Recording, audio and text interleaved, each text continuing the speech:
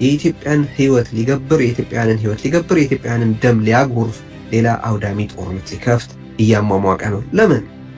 አብይ አህመድ ለስልጣኑ ሲል ማንንም ይሸጣል፣ ማንንም ይክዳልና። እንደ ታላቁ ህዳሴ ግድብ የማስፈንጠር ዘመን ይሆናል። በሌሎች ነገሮችም ተስፈንጥረን እንሄዳለን። ወይም ደግሞ ያስቀዱትና ያሰቡት ሆኖ ኢትዮጵያ ትፈርሳለች። ትግራይ ላይ ውጊያ፣ ኤርትራ ጋር ውጊያ፣ ከአማራ ጋር ውጊያ፣ ኦሮሚያ ውስጥ ውጊያ፣ አሰብ ሌላ ውጊያ ልቀስቅስ ሲል ውጊያ ትላለህ አብረህ። የኢትዮጵያን አየር ኃይል ለወቅቱ የዘር ፍጅት አጋሩ ኢሳያስ አፈወርቂ ማስቆኘቱም በስፋት የተዘገበ ያደባባይ ሀቅ ነው። ሌላም ምን አደረገች? የጠቅላይ ሚኒስትሩ ሚስት አውጥተህ በእሳት የምታቃጥል አሰብ ወስዶ አንድ 10 ደቂቃ ቢያስቀምጧቸው እኮ የሚሟሙ ሰዎች ናቸው። የሀገሪቱ ባለስልጣናት ከህግ ውጭ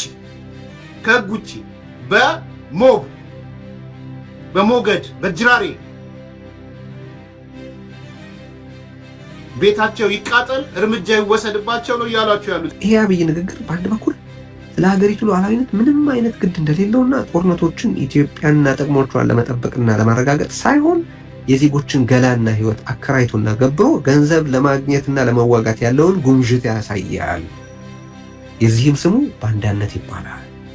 በሌላ በኩል ደግሞ ስለ ሰው ህይወት በጥቅል ስለ ኢትዮጵያውያን ህይወት ደግሞ በተለይ አንዳችም ክብርና ምንም አይነት መቆርቆር እንደሌለውን ቁልጭ አድርጎ ያሳያል። ይህም ስሙ ባዳነት ይባላል። እያልን ያለነው ያንን ነው። ከዚህ በላይ የባዳነትም የባንዳነትም መገለጫ የለም።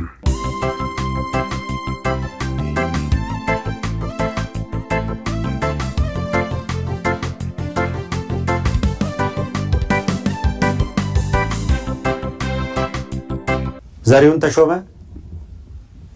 ዳንኤል ክብረት፣ ይሄ ክንድያ የሚባል ሰው፣ ጌታቸው ረዳ፣ የቀድሞ የጫት ግሩፕ በየቦታው ተሰባስቧል። ጦርነት ሊመሩ ነው። አሁን ፕሮፓጋንዳውን እናንተ የፕሮፓጋንዳውን ዘርፍ ምሩ ስለተባሉ ልክ የህዳሴ ግድብ ምርቃት ምናምን አሉና ዳይሬክሽኑን አይታችኋል። አሁን ህዳሴ ግድቡን ጨርሰናል፣ ፊታችንን ወደ አሰብ እናዞራለን ምናምን ሲሉ አንድ አርቲስት አየው፣ ጥላሁን ጉግሳ የሚባል ሰው እኔ የሆነ ሰው ማቶ ሆኗል የሆነ ነገር እየተቸገረ ነው ምናምን የሚል ነገር ሰምቼ ነበረ የእውነት።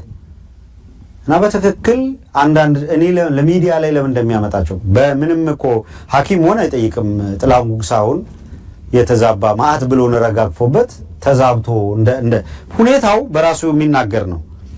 የተዛባ ሰው ወደ ሚዲያ ለምን እንደሚያመጡ እነሱ ነው የሚያውቁት። እንደ ጥላሁን ጉግሳ አይነቱ እና ሀፍረት የለውም። ጦርነት ይደግሳል። አሁን ወደ አሰብ ነው ፊታችንን የምንዞረው ይላል። ጥላሁን ጉግሳ ሄዶ አይዋጋም እኮ ፊታችን ወደ አሰብ እንዞራለን ይላል። ልጆችህ ወደ ጦርነቱ ይሄዳሉ ወይ ብትለው አይሄድም። የማንን ልጅ ሊማግድ እየጠራ እንደሆነ ግን ተመልከቱ። ከዛ ነገ ጠዋት አብይ ዞር ብሎ አይ እኛ ወደ ጦርነት አንሄድም ወደዛ ማንሄድም ቢል ደግሞ ይሄ በኩርኩም የተመታበት ነዳላ ጭንቅላቱን ያካል። በጣም ነው የሚያሳፍሩት። ከበዓል ዝግጅት በኋላ ይመስለኛል እማማ ዝናሽን ከረጅም ጊዜ በኋላ አየኋቸው። የተወሰነ ጊዜ አልነበሩም ሚዲያ ላይ እና ደጋግሜ ያነሳቸዋለሁ። ትንሽ ያዝናኑኛል። አንድ ነገር ሲሉ ሰማቸው። ሰው ምንድነው ያለ እየተገመጠ ነው ያሉት፣ እየተገጠበ ነው እየተጋጠ ነው እንጂ ያሉት ጭንቅላቱ እየተጋጠ ነው አሉ። መላጣ የሆነ ነው ነገር እየተጋጡ ያሉት መንግስትን ሲክዱ ነው ወይ ብለው ነው የሚጠይቁት እማማ ዝናሽ። መንግስት ሲክዳቸው እነሱም ሲክዱት ሲካካዱ ነው እየተጋጡ ያሉት እውነታቸውን ከሆነ እና ከተጋጡት መካከል አንዱ እኮ ነው ማነው ጥላሁን ጉግሳ የሚባል ሰው ግጦሽ ከሆኑት መካከል እንደዛ አይነት ውዳቂ ተራ ፕሮፓጋንዳ ለመስራት ጥረት ሲያደርግ ነበር የነበረው። የእውነት ከዚህ ከለንደን ከሄደ አክቲቪስት ነኝ የሚል ምንድነው አንዳንዴም ወታደር ነኝ ምናምን የሚል ሰው ጋር አሁን ወደ አሰብ እንሄዳለን ምናምን ነገር ይላል።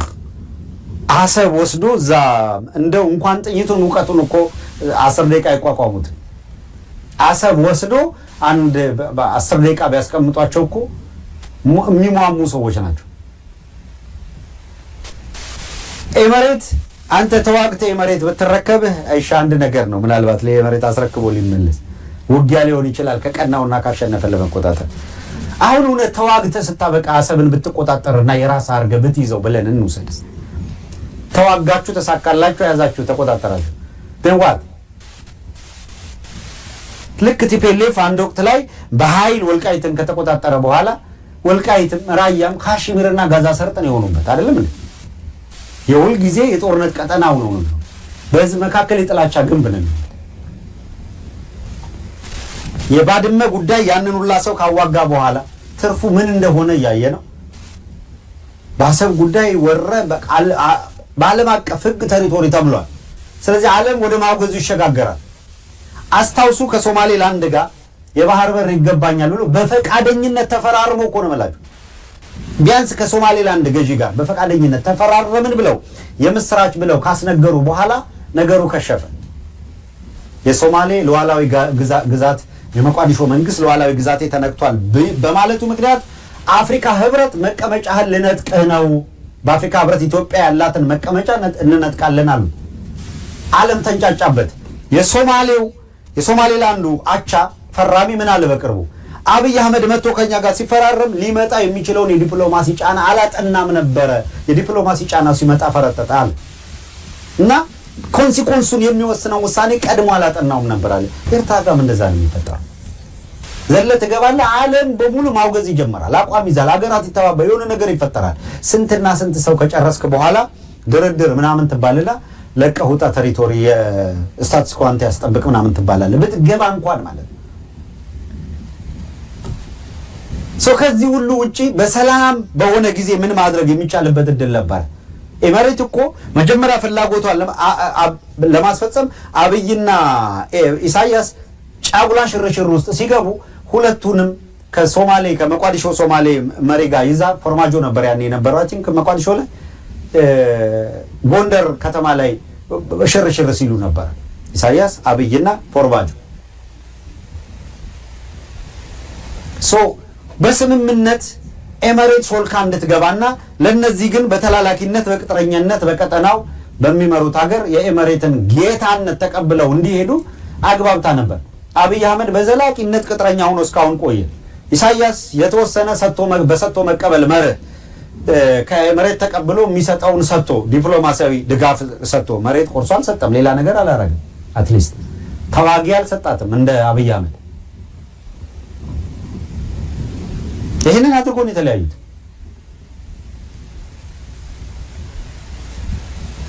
አሁን ያ በኤመሬት በዛ መንገድ የሞከረችው አልሳካ ሲል ወደ ውጊያ ልትገባ ስትል እነዚህ ተንደረደሩ። ወደ አሰብ ልንሄድ ነው። አሁን አይታችሁ እኮ ነው ሚዲያው በሙሉ ህዳሴው ግድብ አልቋል፣ አሁን ፊታችንን በቃ በአንድ ልብ ወደ አሰብ ልንዞር ነው፣ ወደ አሰብ ይላል። አማራ ክልል እኮ 2 ዓመት የፈጀ ጦርነት አለ። ጥላሁን ጉግሳ የሚባል አርጃኖ አንድ ቀን ወጥቶ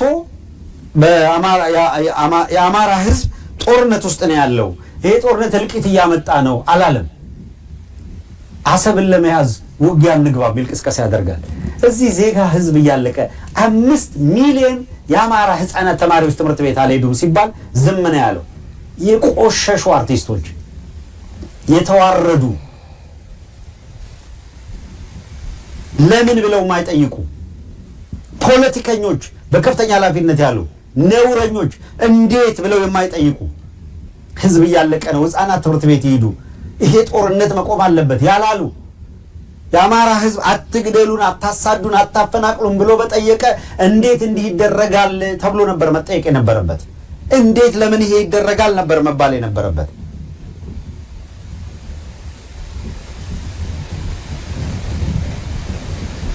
ገና ትግራይ ለሌላ ዙር ጦርነት እዘጋጃለሁ እያለ ለሌላ ዙር ጦርነት ትግራይ እዘጋጃለሁ እያለ ትግራይ ላይ ውጊያ፣ ኤርትራ ጋር ውጊያ፣ ከአማራ ጋር ውጊያ፣ ኦሮሚያ ውስጥ ውጊያ፣ አሰብ ሌላ ውጊያ ልቀስቅስ ሲል ውጊያ ትላለህ አብረህ። አሁን እንደዚህ አይነት ጭንቅላት ይዞ ነው የህዝብ ሰው ነኝ ምናምን የሚባለው። እንዴት ያሉ ነውረኞች እንደሆኑ ሰው ምን ሊያደርግ ነው አሁን አብይ አህመድ እየተዘጋጀ ያለው? አሁን ያለበት ሁኔታ ውጊያ አደርጋለሁ የሚለውን እንቅስቃሴ ጦርነት በጀት ይፈልጋል ጌታዬ። የኑሮ ውድነት በሚያማቅቃት ኢትዮጵያ ውስጥ የሚላስ የሚቀመስ አቶ በየጎዳናው ህፃናት በወደቁበት ሀገር ውስጥ የጦርነት በጀት ከየት አምጥተህ ነው ጦርነት የምትቀሰቅሰው? ጥያቄያችን እኮ እሱ። ነውረኝነታቸው ልካቷል። ከነዚህ ጋር መተባበር የትም አያደርስ። አብይ አህመድ ለስልጣኑ ሲል ማንንም ይሸጣል፣ ማንንም ይክዳልና ነው። በአጠቃላይ በአሁኑ ወቅት አብይ አህመድ ኢትዮጵያን የሌሎች ህልም የምታስፈጽም ደግሞ የኢትዮጵያን ህይወት ሊገብር የኢትዮጵያንን ደም ሊያጎርፍ ሌላ አውዳሚ ጦርነት ሊከፍት እያሟሟቀ ነው። ለምን? አብይ አህመድ ለስልጣኑ ሲል ማንንም ይሸጣል፣ ማንንም ይክዳልና ነው። በአጠቃላይ በአሁኑ ወቅት አብይ አህመድ ኢትዮጵያን የሌሎች ህልም የምታስፈጽም የሌሎችን ጦርነት የምትዋጋ የሌሎች የጦር መሳሪያ ቴክኖሎጂ ቤተ ሙከራ እንድትሆን አድርጓል። ይህን ደግሞ እንዲሁ ዝም ብለን አይደለም የምንለው፣ ተግባሩ ከበቂ በላይ ማረጋገጫ መሆኑ እንዳለ ሆኖ ቃል በቃል ራሱም ይህንን የሚያረጋግጥ ነገር ተናግሯል። አንድ ነገር ብቻ ልጥቀስ፣ የማያከራክሩትን ሀቅነታቸው በተጨባጭ በልዩ ልዩ መንገድ የተረጋገጡትን ነው ማነሳው ስላልኩ ብቻ። ኦክቶበር 3 2022 በወጣውና የዘኒውዮርከሩ ጆን ሊ አንደርሰን ባጠናቀረው ዘገባ ላይ አብይ አህመድ የሚላት በጣም ኢንትረስቲንግ ነገር አለች። በጊዜው ማንስተናት ነበረ። ስለዛ ዘገባ ዝግጅት በሰራንበት ወቅት ጆን ሊ አንደርሰን እንዲህ ይላል። ዘገባውን ነው የምጠቅሰው። አንድ የዘገባው ክፍል ላይ ምን ይላል? በመዋኛ ገንዳ አጠገብ ባለ ረዥም ጠረጴዛ ዙሪያ እራት ለመብላት ተቀምጠን አብይ ኢትዮጵያ ለአጋሮቿ እንዴት ልትጠቅም እንደምትችል ሲናገር እያደመጥን ነው ይላል። አንደኛ ይላል አብይ አህመድ ኢትዮጵያ ጦርነቶቻቸውን ማለትም የአጋሮቿን ወይም የምዕራባውያንን ጦርነቶች ልትዋጋላቸው ትችላለች። ይህ ማለት አውትሶርስ ቢያደርጉልን እኮ ጦርነቶቻቸውን እኛ ልንዋጋላቸው፣ ቅጥረኛ ልንሆንላቸው እንችላለን ነው አይደል እያለ ያለው ሰው። ኢትዮጵያ ጦርነቶቻቸውን ልትዋጋላቸው ትችላለች። ምዕራባውያን ይላል ልጆቻቸውን ወደ ጦርነት ለመላክ ፍላጎት ያላቸው አይመስልም። ኢትዮጵያውያን ግን ጥሩ ተዋጊዎች ናቸው። በዚያ ላይ የኢትዮጵያ ወላጆች ስለ ልጆቻቸው ሞት እምብዛም ግድ የላቸውም ይላል። ኢትዮጵያንስ ሃዝ ኖ ኳምስ፣ ግድ የላቸውም ይላል። ይሄ የሚነግረን ምንድን ነው? ይሄ የሚነግረን አንድ አብይ አህመድ ጦርነትን የሚያይበትን መነጽር። ለአብይ አህመድ ጦርነት የዕለት ተዕለት ስራ ነው። ይሄ ማለት ያሸንፍበታል በደል ይወጣዋል ማለት እኮ አይደለም። ግን የሚያውቀው የዕለት ስራ አከናውኛለሁ ብሎ ሲያስብ በትክክል የሚያስበው ነገር ጦርነትና ጦርነት ብቻ ነው። ለአብይ አህመድ ጦርነት የሆነ የፖለቲካ ግብ የማስፈጸሚያ ስልቱ አይደለም። ለአብይ አህመድ ጦርነት ወልፉ ነው፣ ሱሱ ነው። ካለ ጦርነት ሰርቫይቭ ማድረግ አይችልም። ያ ጦርነት መልሶ እንደሚያጠፋው እኮ ግልጽ እኮ ነው። ግን ያለሱ መኖር አይችልም። ምን ማድረግ ትችላላችሁ? አንድ ሱሰኛ እኮ እንደሚጎዳው እያወቀም ይቀጥላል። ሪሃብ ውስጥ ገብቶ ካልተቋቋመ ወይም በራሱ የሆነ ሃይድሮጅን ኢነርጂ አግኝቶ መመለስ ካልቻለ በስተቀር እንደሚጎዳው ቢያውቅም ያደርገዋል። አብይ አህመድ የሚለየው እንደሚጎዳው አያውቅም፣ ቢያውቅም ግድ የለውም። እንኳን ተጎዳ ሀገሩ ነው የሚለው፣ እንኳን ጠፋ እንኳን ሟማ ነው የሚለው። አብይ አህመድ የጦርና የደም ሱሰኛ ነው የምንለው ለዚህ ነው እንጂ አንድ ጤና ያለው ሰው ለምን ጦርነቶቻችሁን አውትሶርስ አታደርጉልንም እኛ እንዋጋላችሁ ይላል። አንድ እሱ ነው። ሁለተኛ ይሄ አብይ ንግግር በአንድ በኩል ስለ ሀገሪቱ ሉዓላዊነት ምንም አይነት ግድ እንደሌለውና ጦርነቶችን ኢትዮጵያንና ጥቅሞቿን ለመጠበቅና ለማረጋገጥ ሳይሆን የዜጎችን ገላና ሕይወት አከራይቶና ገብሮ ገንዘብ ለማግኘትና ለመዋጋት ያለውን ጉምዥት ያሳያል። የዚህም ስሙ ባንዳነት ይባላል። በሌላ በኩል ደግሞ ስለ ሰው ሕይወት በጥቅል ስለ ኢትዮጵያውያን ህይወት ደግሞ በተለይ አንዳችም ክብርና ምንም አይነት መቆርቆር እንደሌለውን ቁልጭ አድርጎ ያሳያል። ይህም ስሙ ባዳነት ይባላል። እያልን ያለነው ያንን ነው። ከዚህ በላይ የባዳነትም የባንዳነትም መገለጫ የለም።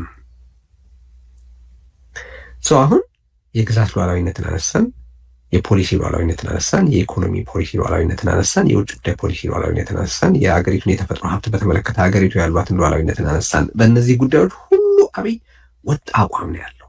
የባንዳ አቋም ነው ያለው። የክህደት አቋም ነው ያለው። የወንጀል አቋም ነው ያለው። ፋክቶች ናቸው እነዚህ። ከዛ የሴኪሪቲ ሶቨሬኒቲስ የደህንነት ሉዓላዊነት አብይ አህመድ በዚህም ረገድ የሀገርን ጥቅምና ሉዓላዊነት የጎዱ በርካታ የሀገር ክህደት ወንጀሎችን ፈጽመዋል። ጥቂት ምሳሌዎች ላቅርብ። አንደኛ፣ የተባበሩት አረብ ኤምሬትስ የሰራዊቱን ጠቅላላ አደረጃጀት፣ የመረጃና የግንኙነት መስመሮች ሙሉ በሙሉ ያለ አንዳች ገደብ እንዲከፈትላቸው ትዕዛዝ ሰጥቶ ነበር። ከጀነራል ሰዓረ መኮንን ጋር ካላስማሟቸው ጉዳዮች አንዱም ይኸው ነበር። በነገራችን እነዛ ሰዎች የሆነ ድጋፍ ያደርጋሉ ስለተባለ ብቻ በመከላከያ ሰራዊት ውስጥ ያን መከላከያ ስለነበር ነው። እኔ ከጀኖሳይዱ በኋላ ያንን ስም ይዞ መቀጠል የለበትም። በተለይ አገሩን ከሌላ ኃይል ጋር ተጋብሮ ከወጋ በኋላ የመኖር ምክንያቱን በገዛ ራሱ ስለገደለ ይሄ የአብይ ጦር እንጂ የመከላከያ ሰራዊት ሊባል አይችልም። ምክንያቱም አልተከላከለም፣ እየተከላከለ አልነበርም። እየተከላከለ ቀደም ሲል ያነሳናቸው ነገሮች በሙሉ የሚያሳዩት የአብይ ጦር እንጂ የመከላከያ ሰራዊት እንዳይደለ ነው። ቢኮዝ የመከላከያ ሰራዊት ቢሆን ኖሮ ቀደም በጠቀስነው መንገድ በአገሪቱ በሰሜን ምዕራብ፣ በደቡብ ምዕራብ ምናምን በኩል ያሉ የኢትዮጵያ ድንበሮች በሙሉ ሲጣሱ ዝም አይልም ነበረ። ይሄ የአብይ ጨፍጫፊ ጦር እንጂ የመከላከያ ሰራዊት ለመባል አይገባውም። ያ ወደዛ ደረጃነት ከመውረዱና በሁሉም የአገሪቱ ክፍል ወደ ጭፍጨፋ ከመሰማራቱ በፊት ነው ግን የዩኤኢ ሰዎች የመጡትና የመከላከያው ሰራዊት ውስጥ የነበሩትን የግንኙነት መስመሮች፣ የመረጃ ምንጮች፣ ምስጢሮች ምናምኖች ሁሉ ሙሉ በሙሉ እንዲከፈትላቸው አዝሏል። ይሄን ከተቃወሙት መካከል አንዱና ዋነኛው ጀነራል ሰዓረ መኮንን ነው። ምናልባት ለጀነራል ሰዓረ በአብይ አህመድ መገደል አስተዋጽኦ ካደረጉ ምክንያቶች አንዱ ይሄ ሊሆን ይችላል። በግድቡ ላይ ስመኘው እንደፈለግኩ እንዳልደራደርና እንዳላበላሽ እንቅፋት ይሆንብኛል ብሎ እንዳስወገደው ሰራዊቱን እንዳሻኝ የመጨፍጨፊያ መሳሪያ እንዳላረገው ያግደኛል ብሎ ሰዓረን ገሎታል ብለን ስፔኩሌት ብናደርግ እምብዛም ከእውነት ምንርቅ አይመስለኝም። ሌላ የውስጥ የፖለቲካ ተቀናቃኞቹን ስለ ደህንነት ሉዓላዊነት ነው እያወራን ያለነው። አሁንም የውስጥ የፖለቲካ ተቀናቃኞቹን ለማሳደድ ሲል የሀገሪቱን የደህንነት መዋቅር እና ምስጢሮች ዛሬ ለፍልሚያ ለሚዛዛተው ለሻዕቢያ ክፍትፍት አድርጎ ሰጥቶት ነበረ። ይሄም አንድ ለሀገሬ ቆረቆራለሁ፣ ስለ ሀገሬ ብሔራዊ ጥቅም እቆማለሁ ከሚል የሚጠበቅ አይደለም። አብይ አህመድ ባንዳና ባዳ ስለሆነ ነው ሻዕቢያን በደህንነት መዋቅሩ ውስጥ ሁሉ ገብቶ ኦልሞስት የሀገሪቱን የደህንነት መዋቅር ሻዕቢያ ቴክ ኦቨር እንዲያደርገው የፈቀደው በዛ ምክንያት። ሶስተኛ፣ የኢትዮጵያን አየር ኃይል ለወቅቱ የዘር ፍጅት አጋሩ ኢሳያስ አፈወርቂ ማስጎብኘቱም በስፋት የተዘገበ የአደባባይ ሀቅ ነው። ሌላም። ስለዚህ የሀገሪቱ የደህንነት ሉዓላዊነትም በአብይ አህመድ ዘንድ ተላልፎ የተሸጠ ኮምፕሮማይዝ የተደረገ የተካደ ነው። በደህንነት ሉዓላዊነትም ረገድ አብይ አህመድ እንደዚሁ ባንዳም ባዳም ነው። 2018 መሰረታዊ የኢትዮጵያ ላይ መሰረታዊ ለውጥ የሚመጣበት ዓመት ነው። በእርግጠኝነት ነው የምነግራችሁ።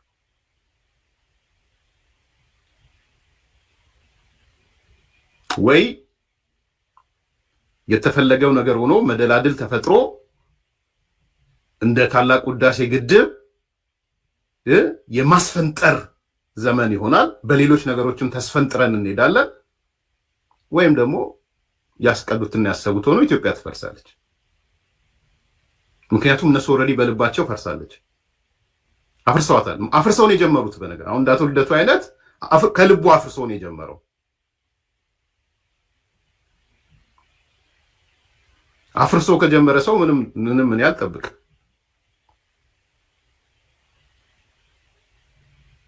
ስለዚህ 2018 ወሳኝ ዓመት ነው ለኢትዮጵያ። የኢትዮጵያ ጥልቅ ጥያቄዎች፣ የዘመናት ጥያቄዎች የሚመለሱበት የትብብር ዘመን ነው። ወይም በተቃራኒ የኢትዮጵያ ሕዝብ የዘመናት ቁጭት እልህ ወይ አደባባይ ወጥቶ ተግባራዊ የሚሆንበት ነው። በሁሉም መንገድ በብሔራዊ ጥቅማችንም በባህር በር ያጣነውን የባህር በርም ያጣነውን የባህር በር በህገወጥ መንገድ ያጣነውን የባህር በር ጨምሮ ሲሪየስ የሆነ የዲፕሎማሲ ሲሪየስ የሆነ የፖለቲካ ስራ የሚጠይቅ ዘመን ዓመት 2018 ጠንካራ የኢትዮጵያ መከላከያ ሰራዊት አስተማማኝ የሆነ የኢትዮጵያ መከላከያ ሰራዊት መገንባት ያለበት ዘመን ነው። ማንም የማይደረደረው በምስራቅ አፍሪካ ልዕለ ኃያል የሆነ የመከላከያ ሰራዊት የምንገነባበት ዘመን። አሁንም እንደዛ ግን የበለጠ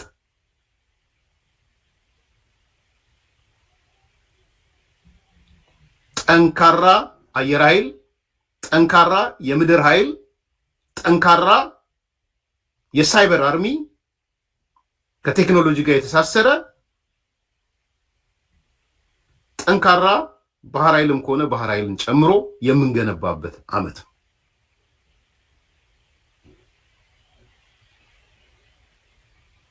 ስለዚህ በአገር መከላከያ ደረጃም ትልቅ ዓመት ተደርጎ ሊወሰድ የሚችል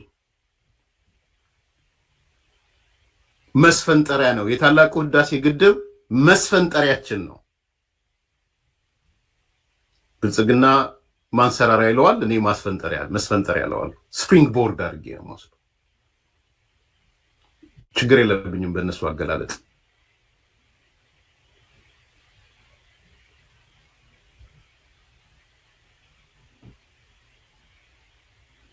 ሁለተኛ ከመከላከያ ከጠንካራ መከላከያ ቀጥሎ ሁለተኛው ነገር የኢትዮጵያ ብሔራዊ ምክክር ኮሚሽን ነው። እኔ በጉጉት የምጠብቀው ነው ምክክር ኮሚሽኑ።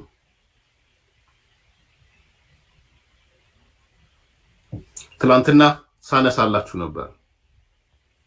የኢትዮጵያ ጥያቄ በስኒ ማዕበል የሚፈታ ሳይሆን በምክክር ኮሚሽኑ የሚፈታ ነው። ዛሬ የዲያስፖራ ያለን ኢትዮጵያውያን ጥያቄዎቻችን ኦውን ሆነው በምክክር ኮሚሽኑ ዲያስፖራ ይሄንን ጠይቋል ተብሎ እየተነገረን ያለው በስኒ ማዕበል አይደለም የሚፈታው፣ በማዕበል ዋናተኞች አይደለም የሚፈታው። የማዕበል ዋናተኞች ችግራችንን አይፈቱም።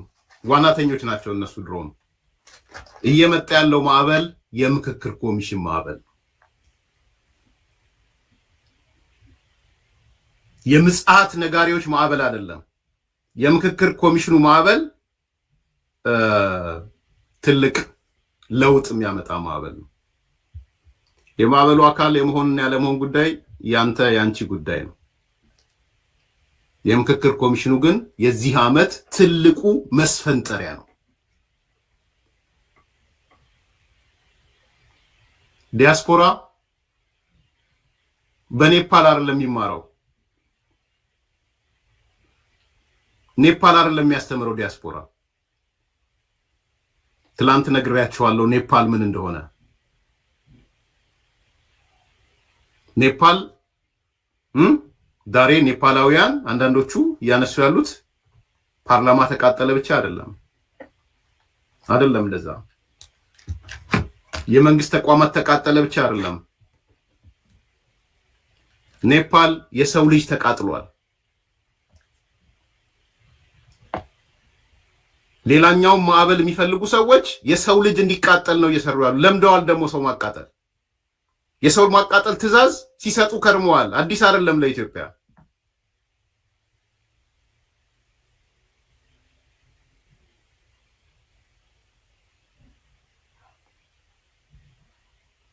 የጠቅላይ ሚኒስትሩ ሚስት ነው የተቃጠለችው ኔፓል። ሰምታችሁ ከሆነ አውጥተው አቃጠሏት። የጠቅላይ ሚኒስትሩ ሚስት አውጥተው በእሳት አንድዷት።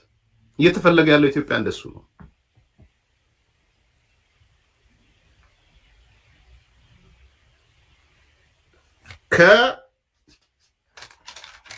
ከስንት ሰው በላይ ትላንትና አንስቼላቸዋል። ከ50 ሰው በላይ ተገሏል። ከ50 ሰው በላይ እየተፈለገ ያለው ከ50 ሰው በላይ እንዲገደል ነው። እነሱ አሜሪካ ቁጭ ብለው ማለት ነው፣ አውሮፓ ቁጭ ብለው ማለት ነው። ማዕበለኞቹ ማዕበል እየመጣ ነው ባዮቹም ጋሻ ጃግሬዎቻቸውም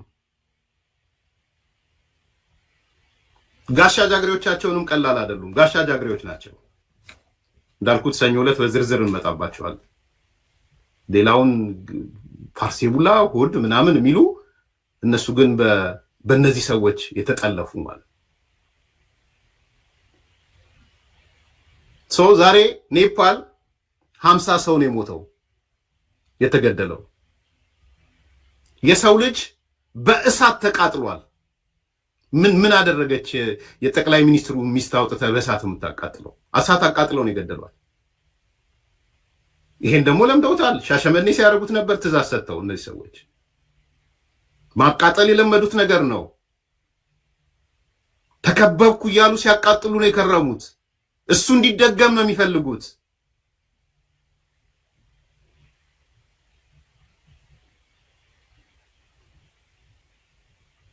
ተመልሶ እንዲመጣ ነው። የሰው ልጅ አንገቱ እየታረደ ደሙ ሽንት ቤት እንዲጨመር ነው እየሰሩ ያሉት። የሆነው እሱ ነው። ሻሸመኔ ተከበብኩ ብለው የሰው ልጅ ተገሎ በሞተር ሳይክል ኮፈሌ የሆነው እሱ ነው። በሞተር ሳይክል ከተማ ለከተማ ሬሳው እንዲጎተት ነው እየሰሩ ያሉት። እሱን ነው። የዚህ ባለቤቶች ናቸው። ሾርት ሜሞሪ ከሌለም በስተቀር እየተፈለገ ያለው እሱ ነው። ዛሬ የተጣመዱት ሲሉ የከረሙ ናቸው የተጣመዱት። ጭካኔውን ያየነው ጭካኔ ነው፣ ያላየነው አይደለም። ኔፓልን መጥራት አያስፈልግም፣ ግን ለነሱ ኔፓል ታስፈልጋቸዋለች እንጂ ኔፓልን በተግባር በተጨባጭ ኢትዮጵያ ውስጥ አሳይተውናል። ተከበብኩ ብሎ አሳይተውናል።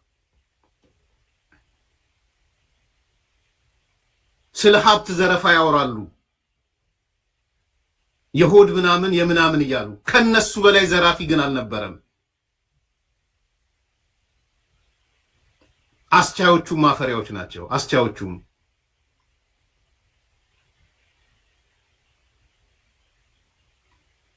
ዛሬ ቀርቷል እሱ። ተከበብኩ ባዮች እኮ ትላንትና ክልሎች ጋር ነው ስልክ እየደወሉ 10 ሚሊዮን ወደ አካውንት ያስገባ፣ 15 ሚሊዮን ወደ አካውንት ያስገባ እያሉ የክልል የህዝብ ገንዘብ ሲዘርፉ የነበሩ ነው። ሞራል ከየት እንዳመጡ ይገርማል። ሞራል ራሱ የሐረር ክልል ውሃ ልቆርጥብነ ውሃን 10 ሚሊዮን አስገባልኝ ከአካውንት 10 ሚሊዮን ሲገባላቸው የኖሩ ሰዎች ናቸው። ጠይቁ ውሸት ከሆነ። ሲዳማን ከወላይታ ጨፋጭፌልህ እንዲያርጌላለሁ የሲዳማ ክልል 5 ሚሊዮን 10 ሚሊዮን አስገባ ብለው ሲሰሩ የነበሩ ናቸው። ሾርት ሜሞሪ አይደለንም እኛ። የትኛው ሞራላቸው ነው ስለሌላው ሊናገሩ የሚችሉ? ስለሌላው አጋፋሪዎቹ፣ ዋናተኞቹ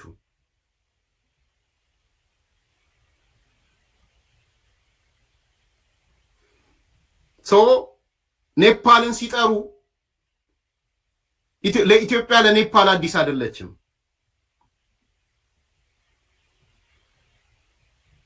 ኢትዮጵያ ለኔፓል አዲስ አይደለችም። በተግባር በተጨባጭ አሳይተውናል ኔፓልን እነዚህ ሰዎች። ላቡን ጠብ አድርጎ ከቤተሰቦቹ ገንዘብ ቀንሶ ኮንዶሚኒየም የሰራውን ነው ቆመው ወይኛ ወይ እነሱ ብሎ የማስከልከል ፓወር የነበራቸው። አይረሳም። ይሄ ምትረሱ ካላችሁ መብታችሁ ነው የመርሳት።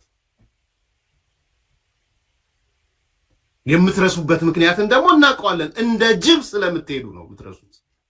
እያወቃችሁ ነው ኪሳችሁ ውስጥ የከተታችሁት እንደ ጅብ። ጎን ለጎን ቢኮዝ ያ የምታጠፉት ነገር ካጠፋችሁ በኋላ ስለምትበላሉ ማለት ነው። የቀጠሮ የመበላላት ቀጠሮ ነው ያላችሁ እናንተ።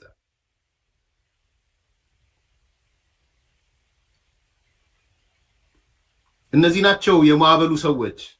ዛሬ ይጠይቃሉ፣ ማዕበሉ የት ደረሰ? ይህ ስርዓት አይድንም፣ ቱ ሊትል ቱ ሌት፣ እየመጣ ያለው ማዕበል ይሏችኋል። የትኛው ማዕበል ነው እየመጣ ያለው? ሻሸመኔ አንገት ተቆርጦ ደም የሚረጭበት ነው ማዕበሉ? እሳት ተቃጥሎ ተከበብኩ ተብሎ እሳት ተቃጥሎ የሚደረግበት ነው ማዕበሉ?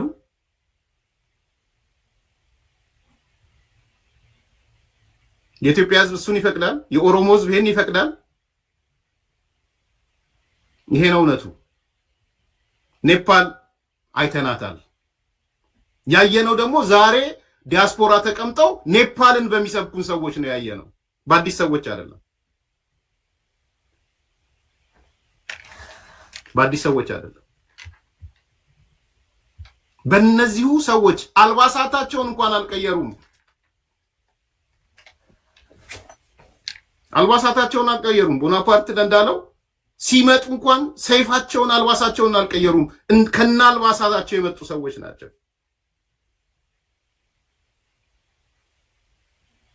ስለዚህ ዛሬ ኔፓል ላይ የጠቅላይ ሚኒስትሩ ባለቤት በእሳት ተቃጥላለችና ዛሬም ኢትዮጵያ ውስጥ ሄደን በእሳት እናቃጥላት እያሉ ነው። ይሄ ነው እየመጣላችሁ ያለው። ከ50 ሰዎች በላይ ተገድለው ሞተው እኛ እንረማመድ እንምጣ ነው እያላችሁ ያሉት። አሁንም ክልሎች እያስፈራራን አካውንታችንን እንዳዳብር ከ20-30 በላይ ፋብሪካዎችን ይኑረን፣ ኢምፖርት ኤክስፖርት ድርጅቶች ይኑረን እያላችሁ እኔ አይደለሁም፣ እዛው እርስ በራስ ነው ሲጣሉ የሚናገሩት።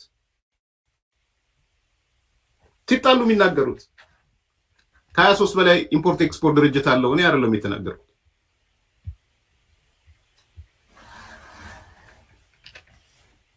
ዛሬ እየፈለጉ ያሉት እነሱ ኔፓልን ሲሉ ኔፓል 14307 እስረኞች ወህኒ ቤት ሰብረው ወጥተዋል። 14000 ሰዎች በላይ ነው ወህኒ ቤት ሰብረው የወጡት። ፖለቲከኞች አይደለም ሰብረው የወጡት። በነገራችን ላይ አንዳንዶቹ አደገኛ ነፍሰ ገዳዮች ናቸው። አማራ ክልል የሆነው በነገራችን የአማራ ክልል ያልበረደበት አንዱ ምክንያት ነፍሰ ገዳዮች እስር ቤት ተፈተው ወጥተው የፋኖ መሪዎች ናቸው። አሁን ማጣቁ ከሆነ የፋኖ መሪ ተደርገዋል። ሸዋ ላይ ሴት ደፍሮ ሴት ገሎ እስር ቤት የነበረ ሰው እስር ቤቱ ተሰብሮለት ወጥቶ ዛሬ ጎንደር ላይ ነው ወይ ምናምን ላይ የፋኖ መሪ ነው። እኔ አይደለም ያወራሁት። ዛሬ ፋኖን የሚደግፉ እኔ ጋር የሚመጡ ሰዎች ነው የነገሯቸው፣ በመረጃ በስም ጠርሰው። ሰው እየተፈለገ ያለው ነፍሰ ገዳዮችን ምኖችን ከእስር ቤት በመፍታት ነፍሰ ገዳይ ፖለቲከኞች አይደለም። 30 ሚሊዮን ያላት ኔፓል 15000 እስረኛ ከለቀቀች እንግዲህ ኢትዮጵያ ውስጥ ስንት እስረኛ እንዳላ፣ ስንት ነፍሰ ገዳይ፣ ስንት አደገኛ ሰዎች እንዳሉ አላውቅም። እነሱን ፈተው ሊለቁባችሁ ነው የፈለጉት። እየሰሩ ያሉት እሱን ነው። ማዕበሉ እየመጣ ነው የሚሏችሁ ጋሻ ጃግሬዎቻቸውም የማዕበሉ ዋናተኞችም እየሰበኳችሁ ያለው ይሄንን ነው።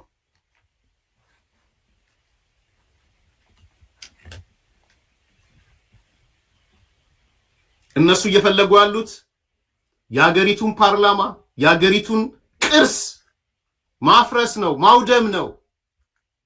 ቢኮስ ሀገር ይመሰርታሉ። አንዳንዶቹ ሀገር ኦሮሚያ ሲመሰርቱ የኢትዮጵያን ቅርሶች ማፍረስ አለባቸው። ቅርስ ሳታፈርስ፣ ትዝታ ሳታፈርስ፣ ሌጋሲ ሳታፈርስ አዲስ ሀገር አትመሰርትም። ኤርትራ ያጋጠማት ችግር እሱ ነው። ስለዚህ ያበረታቱ ያሉት የመንግስት ተቋማት ይፍረሱ ሲል ቅርሶች ይፍረሱ ነው። ትምህርት ሚኒስቴር ይቃጠል ነው እያላችሁ ያሉት። ትምህርት ሚኒስቴር ሂስቶሪካል የሆኑ ተቋማት ይቃጠሉ እያሏችሁ ነው። የፍትህ ሚኒስቴር ይቃጠል እያሏችሁ ነው። ፓርላማ ይቃጠል እያሏችሁ ነው። የመንግስት ተቋማት ይንደዱ እያሏችሁ ነው። ኔፓልን ጎትተው ሲያመጡ እንደዛ ነው።